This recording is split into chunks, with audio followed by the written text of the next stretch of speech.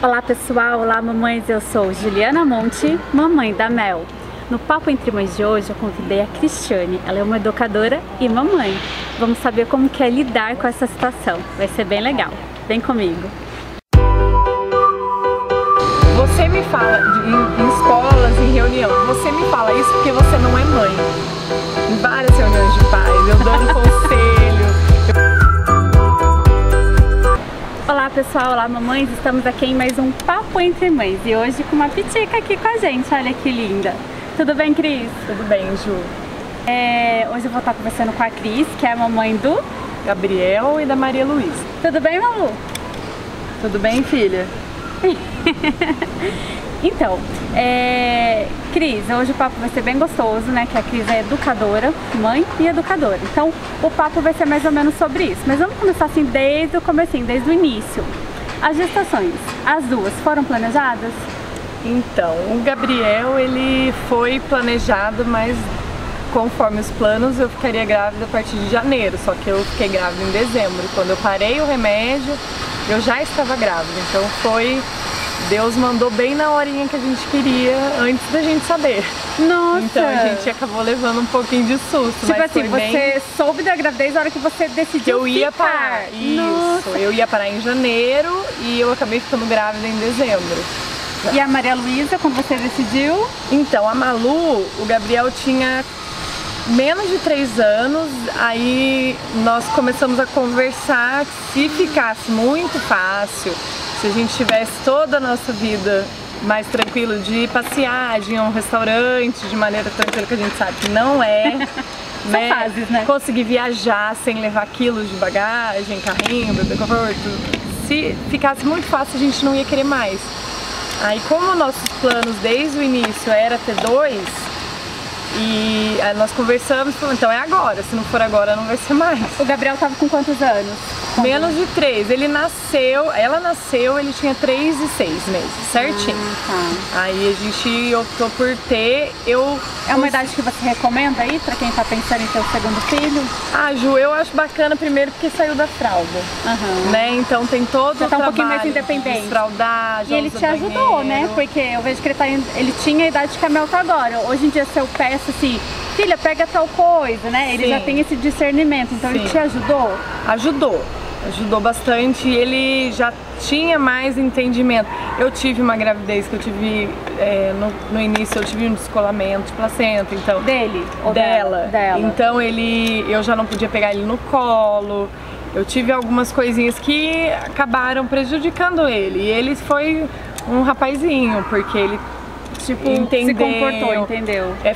Ele sofreu um pouquinho, porque ele é muito de colo, eu pego no colo mesmo, a gente brinca, tudo isso, senti um pouquinho por ter esses problemas. Mas depois que tava tudo certo, não tinha mais problema nenhum. Então ele me ajudou. Quando ela nasceu, é um carinho, é um amor assim que a gente só vê mesmo quem tem. Que é um olhar, é uma coisa que é um amor muito grande. Então ele sempre foi muito, né? Nossa, ele sempre foi muito apaixonado por ela. Então desde o primeiro colinho que ele deu, ele já foi um super irmão, então vale muito a pena. Delícia. E como que foi a gestação dos dois? Foi tranquila? A dele foi tranquila, eu engordei bastante. Faz parte. 18 quilos na época, né? Que eu adorava comer um bombom de morango, adorava comer... ainda, né, Cris? Adoro comer um bombom de morango. Agora, mas na dela eu já tinha consciência, eu tive umas dores na coluna, no problema dele, né, por ter engordado muito na gravidez dele. Aí eu já tinha um pouquinho mais de consciência, eu fiz um acompanhamento com uma nutricionista e no dela mesmo com acompanhamento com a nutricionista eu engordei 12 quilos. É a média, né? Porque eles falam o quê? O bom é 9, 10? Então, na verdade, um aí por mês? Segundo a minha nutricionista, depende muito do biotipo da pessoa, do metabolismo da pessoa. E no meu caso... Da pegada da pessoa também, né? Se é uma pessoa ativa, se no meu caso, ela falou que era entre 9 e 12. Então eu fiquei dentro do esperado. Não foi um absurdo. A chegada deles foi como? Parto normal, cesárea? Então, o Gabriel foi cesárea, eu agendei a cesárea, porque com 39 semanas eu não tinha dilatação nenhuma. 39? Eu tava quase 40, não tinha dilatação. Aí o meu médico falou, olha, Cristiane, é 50% de chance de ser normal cesárea, o mesmo do início, porque não tem dilatação. E como eu tinha muita dor na coluna e eu não conseguia dormir, a gente acaba desistindo do parto normal, né? E aí eu acabei desistindo, marquei, e eu falava muito pro meu marido que eu queria emoção. Nossa, ele falava mais emoção do que ter um filho, mas a gente fica com aquilo de filme, de estourar uma bolsa, de sair correndo com a mala. Aí chegou na gravidez da Maria Luísa e eu pedi tanta emoção que veio, né? Eu fiz um ultrassom com 34 semanas e eu tava com pouquíssimo líquido. Aí ela tava bem, pequenininha, mas bem. Aí o meu médico optou por esperar mais um pouco, eu tomei injeções de corticoide e acabou que o líquido não tinha mais. E ela nasceu com 35 daí. Ela nasceu com 2 quilos, cravadinho, 2 quilos, e não precisou ficar em nada.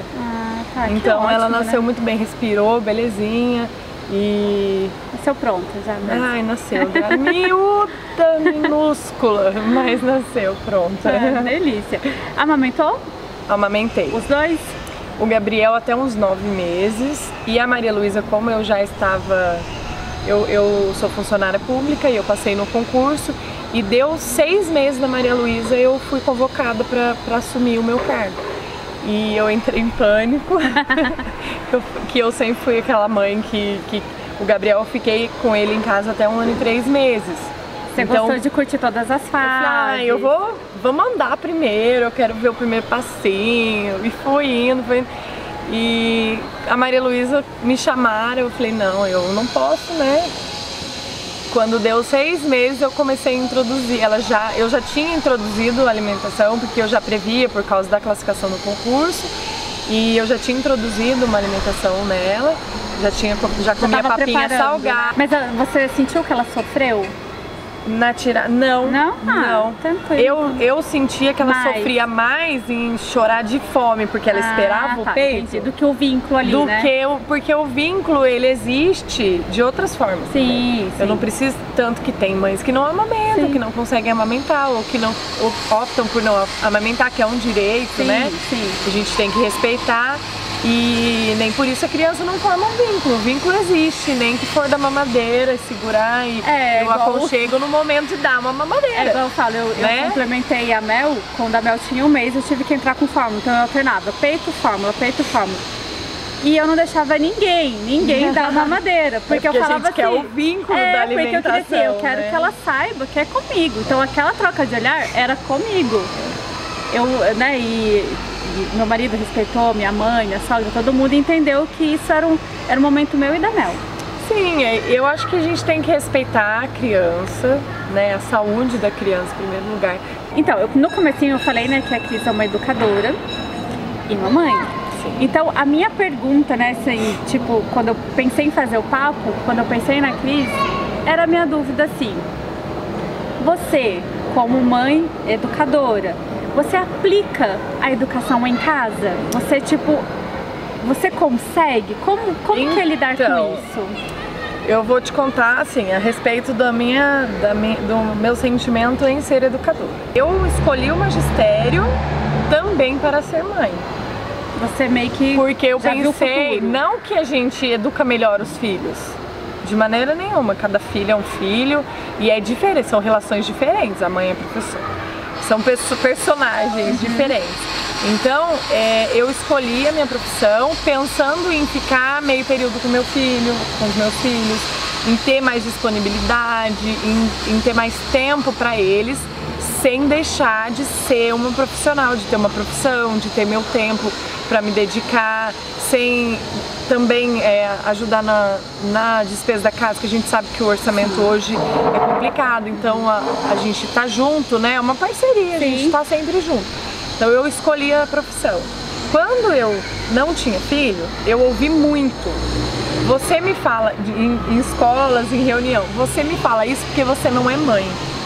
Em várias reuniões de pais, eu dando conselho, eu falei, então, mãe, vamos tirar dessa fralda, acorda de madrugada, põe o reloginho pra despertar, leva no banheiro, não vai fazer xixi na cama.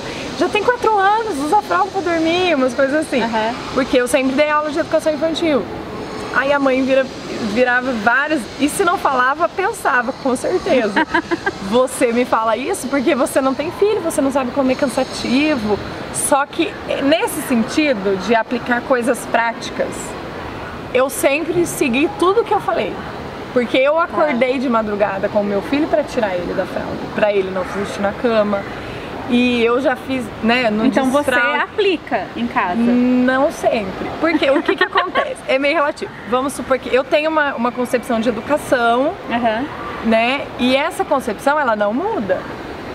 Os meus filhos e os meus alunos, pra mim, a concepção de educação é a mesma. Só que a gente tem que saber separar o que é ensino e o que é educação. Sim. Depende do outro. Sim. É uma correlação. A responsabilidade maior dos pais, né? Sim. A casa, a responsabilidade acadêmica da escola, da professora é uma. A responsabilidade de educação, de princípio, é da família, né? Concordo. Então, e tem uma discussão muito grande a respeito do que é competência de quem, mas um depende do outro. É porque hoje eu vejo que os pais estão deixando os filhos período integral e acaba querendo passar tudo isso para a escola, não é? Então, é que o que acontece? Quando eu não consigo, eu terceirizo, certo?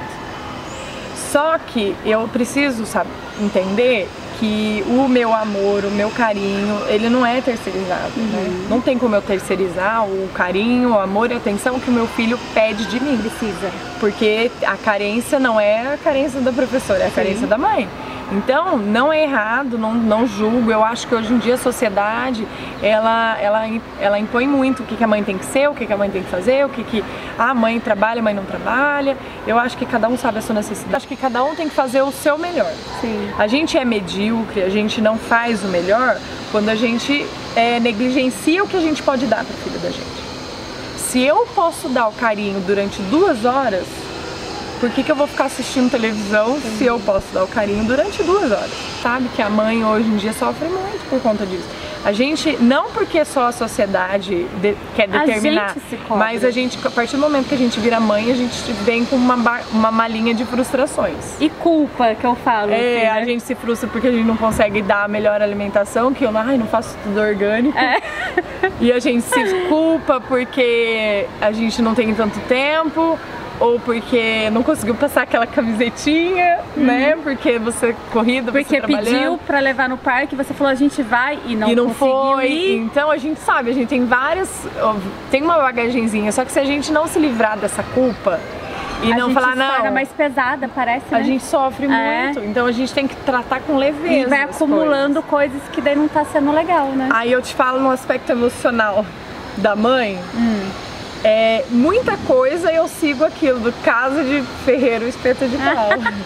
Porque a minha filha, quando ela fez 2 anos, ela começou a praticar a arte teatral da dramatização.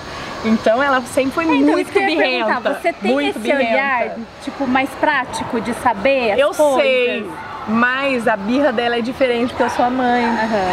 E a birra do aluno é diferente porque eu sou a professora, entendeu? O que eu faço na escola não funciona sempre com o meu filho. Entendi. Porque o sentimento dele comigo é mais aflorado. Sim. Então a irritabilidade, quando ele tá irritado, ele quer demonstrar mais. Porque ele quer chamar minha atenção. Até porque ele tá na casa, ele sabe, opa, esse aqui é território meu.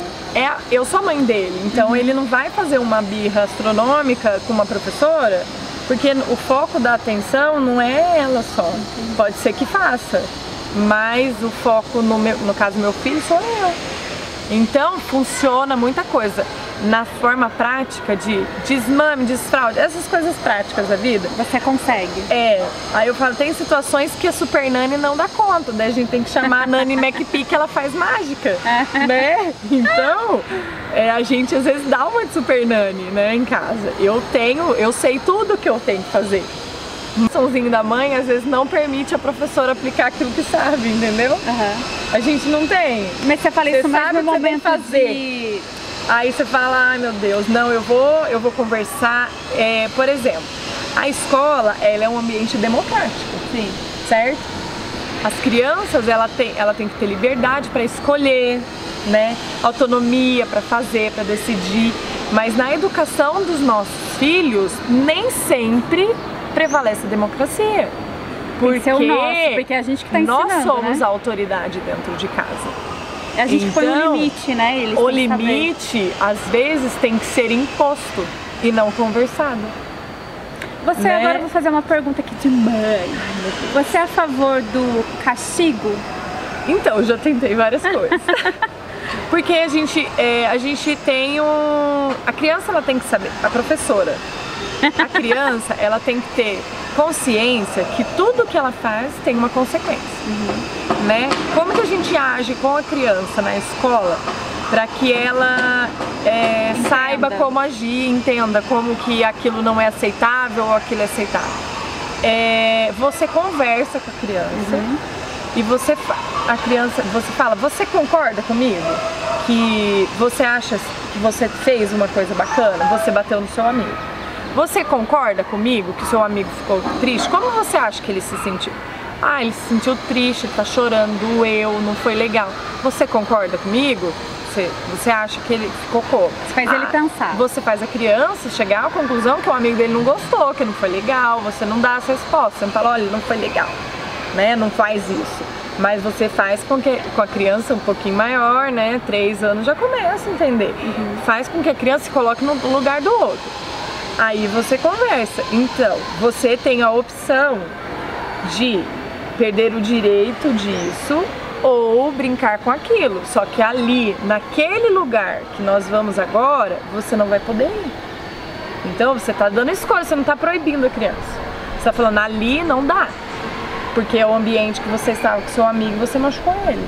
Então você vai escolher. Você não pode segregar a criança, tirar a criança do meio, do ambiente. Você tem que fazer. Você tá excluindo ele, Então vamos supor assim, em casa, pra ficar uma dica. Em casa, eu costumo tirar o que mais gosta. Ah, tá. Fala assim, poxa, então. Ai, gente, é a maneira de punição. Tem muita gente que fala, não, punir não é legal, punir.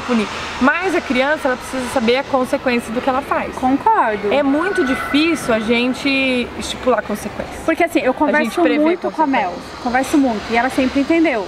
Só que agora ela tá na fase de que ela até dá aquela olhadinha pra mim de que sabe. Aí ela continua. E né? continua. Daí, tipo assim, não adianta eu ir lá e explicar, porque ela já sabe. Já passou da fase de eu explicar, de eu tentar falar pra ela, olha, isso não é legal, isso é. Na escola a gente chama de combinado. E em casa também tem combinado, lá em casa. Então, o combinado se você não cumpre os combinados de casa, os combinados respeito com a mamãe, com a irmã, respeito com os avós que convivem muito de perto, realizar as tarefas. Então, pegou o brinquedinho, guarda, organiza. Não respeitou a mãe, não respeitou a irmã, não fez a tarefinha de casa que é obrigação dele, que se ele pegou o brinquedo e espalhou, ele que tem que guardar, né? No caso do Gabriel, que já tem 6 anos, ele toma um banho, ele sabe que ele não pode fazer bagunça no banho, ele sabe que ele tem que pegar a roupinha dele e guardar a roupinha, colocar a roupinha na roupa suja. Então, a gente entra já numa rotina diferente. Se ele não cumpre as tarefinhas, se ele não cumpre o combinado, ele tem que não perder, mas ele precisa saber a consequência. E essa consequência é combinada. Ele sabe o que vai acontecer se ele não fizer, entendeu? Eu fiz um combinado com a Mel pelo lado positivo, tipo de atividades assim, que é igual que eu falei, né? Ela tava numa fase bem estressante, assim, de eu ter que falar pra comer fruta, de eu ter que falar pra guardar o brinquedo. Então eu fiz um quadro de atividades. E se ela completasse tudo com ok, no final de semana ganha Kinder Ovo, ganha aquele passeio. Então assim, mas aí pro lado da educação eu não cheguei a fazer o combinado de ter, em vez de ganhar, perder. Se a gente recompensa, vai chegar uma hora que a criança só vai fazer mediante a recompensa. Entendi. Entendeu? Com a punição é a mesma coisa, porque vai chegar uma hora que ele vai ter uma inteligência capaz de falar assim, eu acho que eu prefiro pagar isso aí, né? Sofrer essa consequência, mas eu vou aproveitar o momento. Vai chegar uma hora que vai fazer isso. Então a gente talvez tem que aumentar Não, a gente tem que mudar a estratégia. O nosso filho tem que saber que tudo que a gente faz tem consequências. Todas as nossas escolhas refletem no que a gente... No que vai acontecer, né? Exatamente. A nossa vida é reflexo das nossas escolhas. Então, se ele escolhe fazer bagunça, atitudes, né? se ele escolhe me desrespeitar, ou desrespeitar a irmã, ou bater na irmã, ou ele escolheu fazer isso. Então, se ele escolheu, ele sabe que é resultado da escolha dele. É isso que eu tento colocar em prática, pra entender, né? Que tudo que a gente faz tem um resultado positivo ou não. No caso, né? quando eu falei que eu não aplico na Mel em relação a coisas... Eu já tentei bater, não funciona. A gente é controverso. Eu acho que bater, a gente acaba agindo na impulsividade. A gente descarrega muito o estresse. Funciona pra gente, mas não funciona. A criança, ela se sente... É uma agressão. A gente... Porque eu fico pensando assim... a minha mãe, que tem que me defender de tudo, me bateu. Isso. Não é? Eu fico e não funciona. Assim. É uma experiência minha, eu acho que porque mais eu já o lado nosso, né? De descontar ali, não é? Exatamente, funciona para descarregar a irritabilidade que a gente sente na hora do desafio, na hora da... A Mel, mas quando ela... pra educar, eu acho que... Não funciona. Eu apanhei quando eu era criança. Funcionou comigo. Mas a criança de hoje é diferente. Assim, que a Mel, ela não gosta que eu chame a atenção dela na frente de outras pessoas.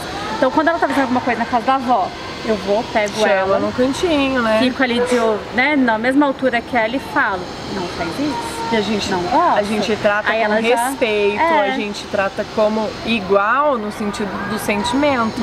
Eu sou sua mãe, eu mando você. Mas eu te respeito, né? Eu respeito seu sentimento, eu entendo que você ficou triste, eu entendo, mas não vai. Cris, eu queria saber assim, você como educadora, você cobra dos seus filhos? Tipo assim, o Gabriel tá na fase, ele já sabe ler, escrever, você cobra isso dele? Então, eu tento não cobrar, né? Porque eu tenho que respeitar a fase do desenvolvimento dele, cognitivo, né?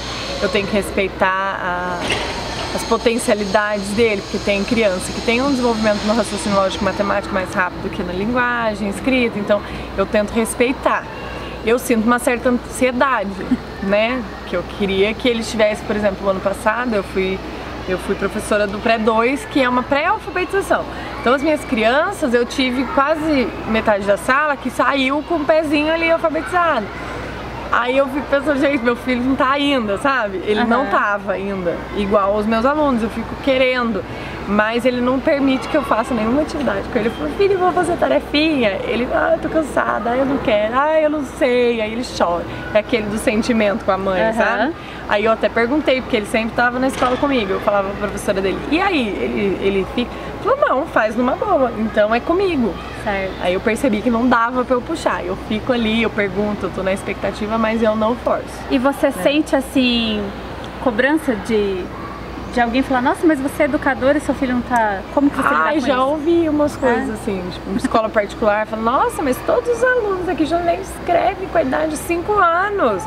Eu falei, mas meu filho não são todos os alunos, meu filho é meu filho, cada um é outra criança, né? Cada criança tem seu tempo, a gente não pode também ir atropelando, né, desrespeitando o desenvolvimento da criança, né? A gente sabe que hoje em dia países muito desenvolvidos com educação maravilhosa fala que tem que brincar e que assim eles aprendem. Uma hora vai aprender, é natural, né? Não que a gente não vá querer isso, mas Cris, chega uma hora que vai.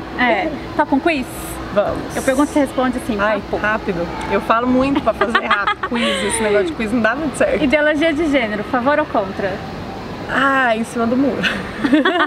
Eu respeito, porque eu tô num papel difícil da sociedade, que eu também vou receber, né? Então eu respeito, mas com os meus filhos é um pouquinho diferente. Ser mãe é? Uma missão prazerosa, porém difícil. Como mãe, se arrepende do quê? Muitas coisas. Nenhuma no momento. Assim, não, vem assim, na cabeça. que vem. Não, eu acho que a gente tem que fazer as coisas, as escolhas sem arrependimento, pra vida ficar mais fácil, mais leve. Senão a gente fica se torturando demais, né? Qual o seu maior medo? Perder. Eu acho que a perda da saúde, a perda das crianças, a perda do meu esposo, eu tenho medo de perder. Pretende ter mais filhos? Não. Fechou então? Casalzinho, né? Casal, né? Se viesse mais um menino, eu até pensaria, mas não sei. Eu gosto muito de trabalhar, eu gosto muito da minha profissão, eu sou muito feliz com o que eu faço. Então, eu gosto muito de estar em casa com meus filhos, eu gosto muito de criar Legal. eles, não tem como Então, fazer assim, os dois. tá fechadinho, né? Imagina com 3? O desafio é muito maior, então tá ótimo, tá fechado. Cris, muito obrigada, Ai, amei o papo, fiquei eu super também feliz. adorei. Eu acho que dá pra gente aproveitar mais a Cris como educadora, a gente Ai, tirar meu algumas Deus. dúvidas, quem tiver, manda aí suas perguntas. Quem sabe ela Estamos vem num aqui. próximo vídeo. A gente pode tirar as dúvidas, hein? Obrigada, Cris. Valeu mesmo pelo papo. Tchau, é isso mamães. aí, gente. Tchau, tchau.